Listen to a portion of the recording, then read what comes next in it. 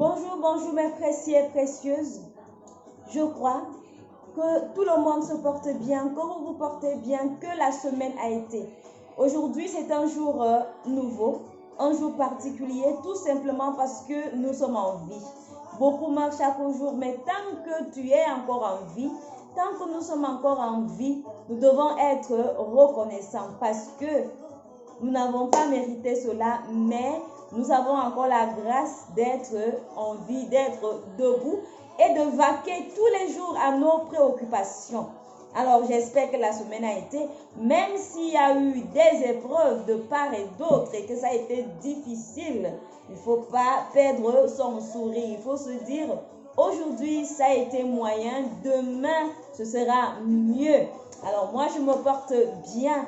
Avant de continuer, n'hésite pas à t'abonner, n'hésite pas à liker, à laisser un petit commentaire. Voilà ce qui me ferait énormément plaisir. Alors aujourd'hui, je suis encore là pour partager avec vous un bout de quelque chose. Comme j'aime le dire toujours, nous sommes en famille, donc n'hésitez pas de laisser vos avis. Alors, voilà.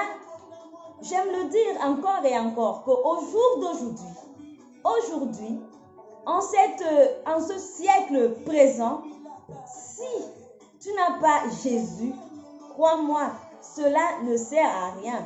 Nous perdons les amis parce que nous avons nos principes, nous avons nos valeurs que nous voulons à tout prix conserver à cause de Christ. Et quand ceux qui nous abordent, ceux qui nous approchent, se rendent compte que nous parlons de Jésus, se rendent compte que nous ne sommes pas disposés à faire comme eux ils veulent. Ils s'écartent de nous, ils s'en vont, mais il faut tenir.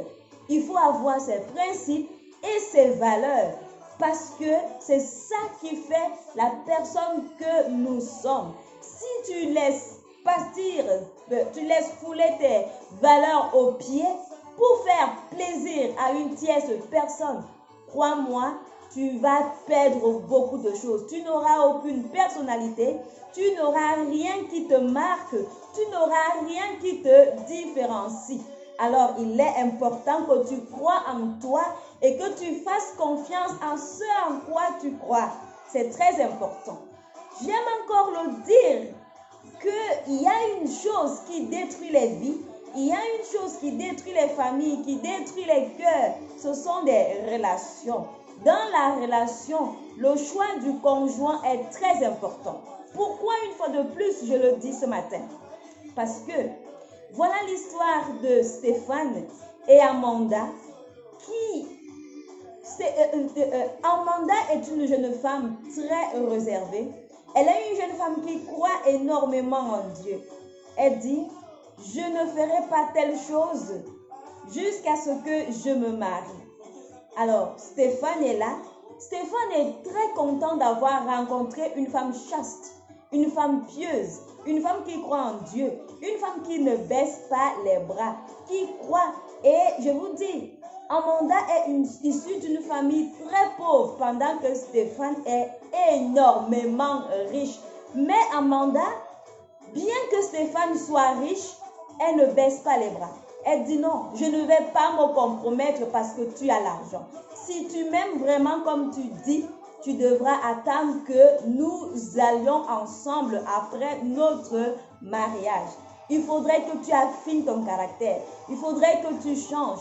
Tu aimes la vie des boîtes de nuit, tu aimes la vie des sorties et toi, tu aimes les femmes. Tu les aimes même sous mes yeux. Mais malgré que Stéphane, lui, il continue à aller avec les femmes, étant fiancé à Amanda. Amanda aime Stéphane. Elle ne baisse pas les bras. Elle ne lâche pas parce que de toutes les façons, elle sait qui elle est.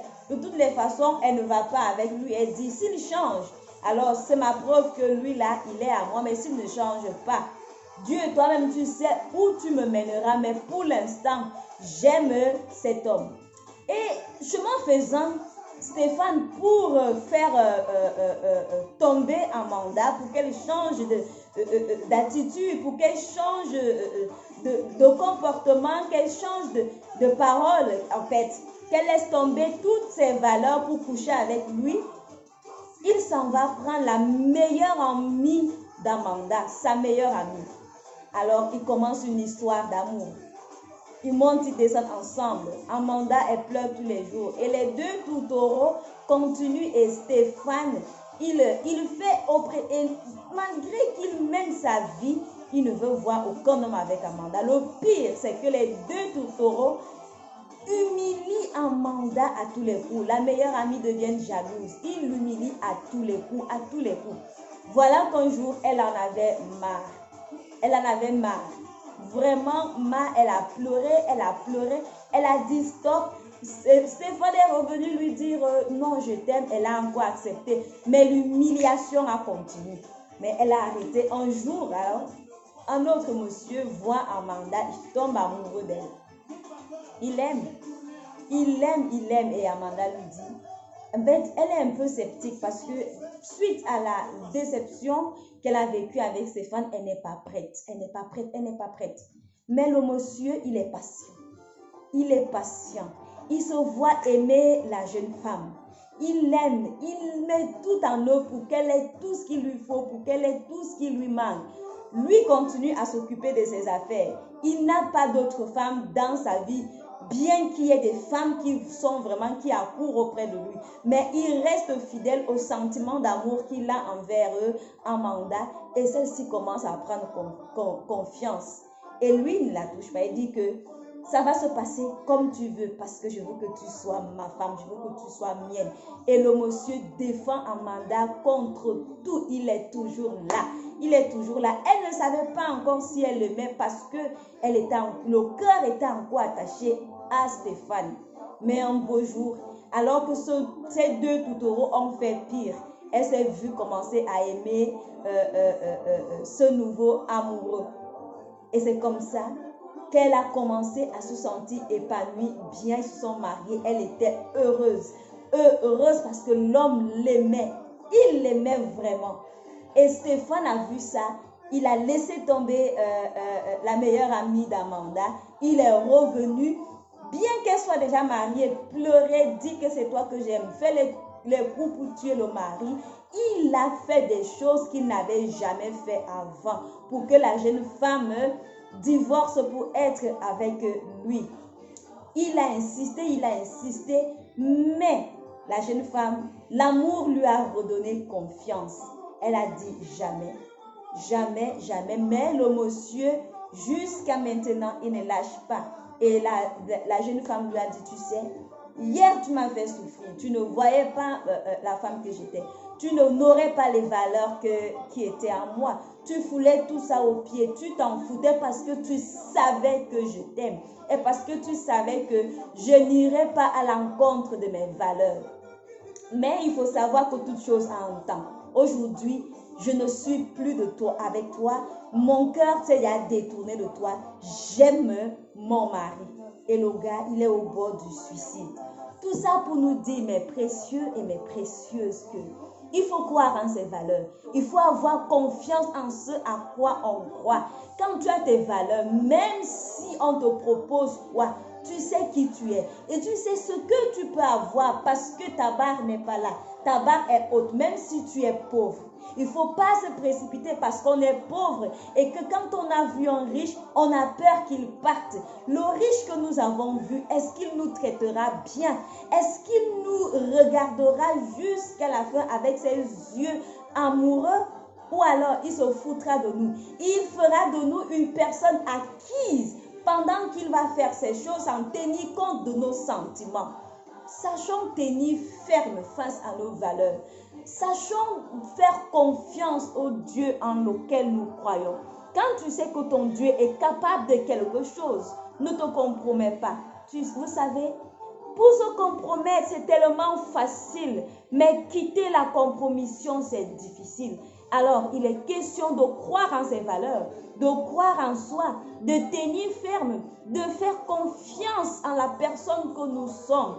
Et pendant ce temps, ne croisons pas les bras. Si tu as quelque chose à faire ou bien que tu veux faire quelque chose, fais cette chose pour t'occuper. Et tu continues à prier ton Dieu, à avoir confiance en toi, à faire confiance à la chose en laquelle tu es sûr. Un jour, un jour viendra, le Seigneur se souviendra de toi, il te donnera la chose ou la personne qu'il te faut. Ne nous précipitons pas. Le fait de nous précipiter gâte tout, ça détruit tout et ça retarde notre vie. C'est ce que je voulais nous dire ce matin.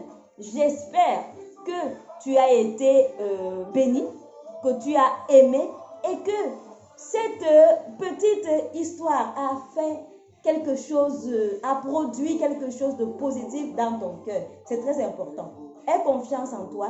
Ne te précipite pas dans une chose.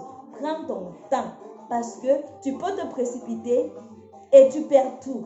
Par contre, en prenant ton temps, en ayant confiance en toi, en ayant confiance en ton Dieu, en ayant confiance en la chose en laquelle tu crois, tu fais bien. Et là, l'avenir te sourira.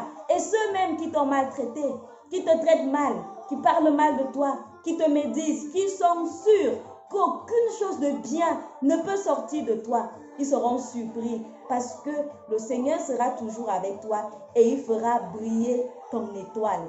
Je te souhaite un très bon dimanche. Je te dis à très bientôt. Je te porte dans mon cœur parce que tu es une personne précieuse.